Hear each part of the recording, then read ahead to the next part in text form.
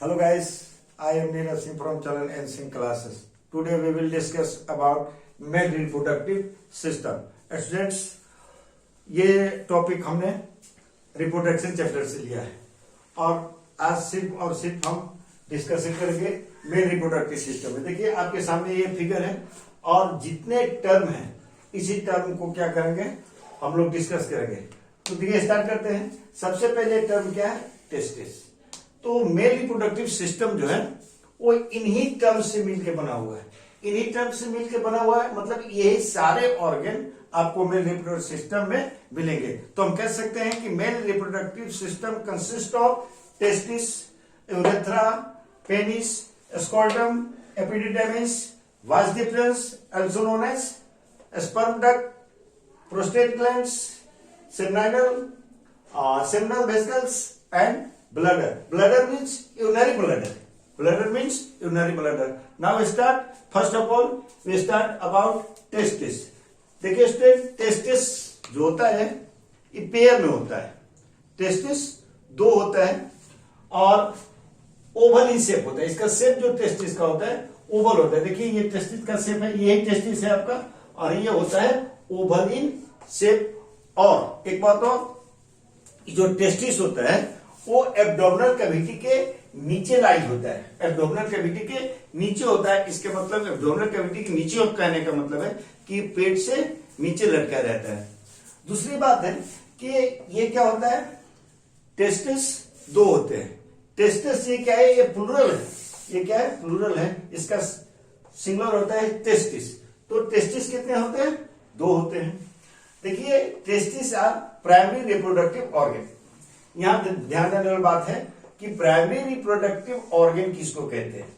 ये क्या है? प्राइमरी रिप्रोडक्टिव ऑर्गन क्या है? देखिए दो तरह के ऑर्गन होते हैं, एक प्राइमरी, दूसरा एसेसरी। एसेसरी को हम सेकेंडरी भी कह सकते हैं। तो मेल हो या फीमेल हो, दोनों में प्राइमरी रिप्रोडक्टिव ऑर्गन होता है। जैसे मेल, चूंकि हम पढ़ रहे हैं मेल रिप्रोडक्टिव सिस्टम, तो यहां हम बात करेंगे मेल का। तो मेल में जो प्राइमरी रिप्रोडक्टिव सिस्टम होता है, ऑर्गन होता है, वो होता है टेस्टिस। टेस्टिस है प्राइमरी रिप्रोडक्टिव ऑर्गन।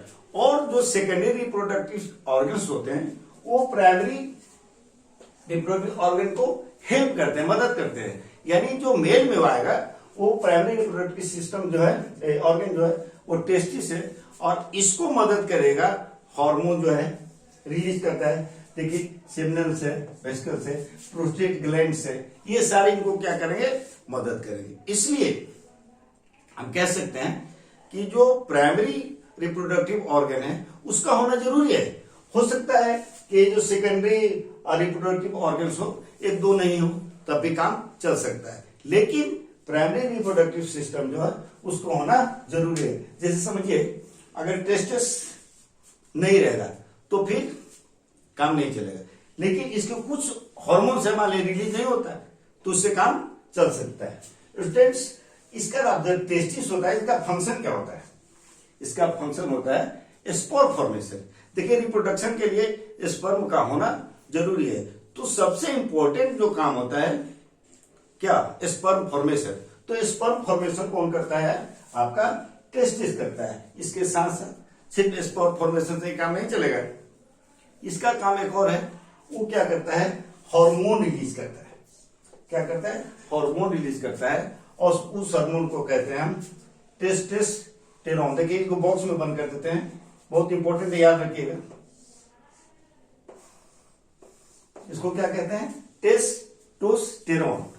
प्रोनाउंसिएशन ठीक सुनिएगा, टेस्टोस्टेरोन। यानी टेस्टिस जो है एक हार्मोन रिलीज करता है, उसको कहते हैं टेस्टोस्टेरोन। और इसके साथ क्या बनाता है? स्पर्म का फॉर्मेशन कहता है, जो मेल रिप्रोडक्टिव सेल कहलाता है। देखिए अगली बात जो है कि टेस्टिस जो होता है वो एक मस्कुलर पाउच में बंद रहता है, एक थैला में बंद रहता है, मस्कुलर थैला में बंद रहता है। इस मस्कुलर थैला को हम कहते हैं स्कोर्टन। क्या कहते हैं? स्कोर्टन कहते हैं।